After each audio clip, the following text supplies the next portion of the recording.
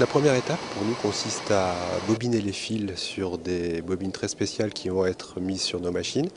Donc première chose, on sélectionne un fil évidemment. Une fois ce fil sélectionné, on va le bobiner avec une tension qu'on aura décidée en fonction de paramètres de production qui ont été mis au point par la R&D chez nous.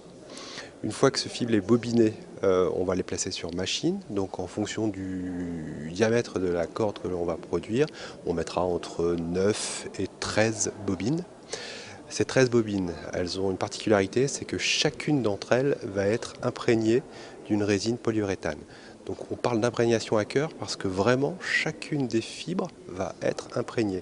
Une fois que la fibre est imprégnée, on va l'assembler. Et une fois qu'elle est assemblée, on va la cuire pour terminer le produit. Alors, deux choses, on est obligé de travailler très doucement pour faire ça. On a essayé d'augmenter les vitesses, c'est possible, mais ça se fera au détriment de la qualité. De la qualité dynamique du produit, mais également dans le cadre de sa durée de vie. Quand on produit nos multifilaments, on a à peu près 90 machines. Chaque machine produit entre 3 et 4 cordages par heure.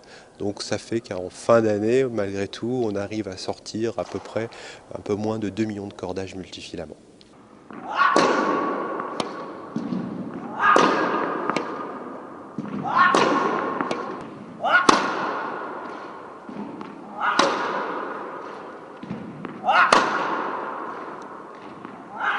Avant j'étais joueur pro, donc j'ai été joueur plutôt de terre battue. Le joueur de terre battue est un joueur qui lifte beaucoup, et parce qu'il lifte beaucoup, il consomme plus de cordage. Donc ça, c'est quelque chose quand même d'important. Et c'est la raison pour laquelle, il y a bien longtemps, effectivement, j'ai été choisi. On m'a demandé si je pouvais tester des cordages, Technifib. Mon objectif, c'est de détruire le cordage. Et moi, je dois les aider à mettre au point les cordages, à dire ce que j'en pense. Et surtout, le but absolu pour moi, c'est de le casser.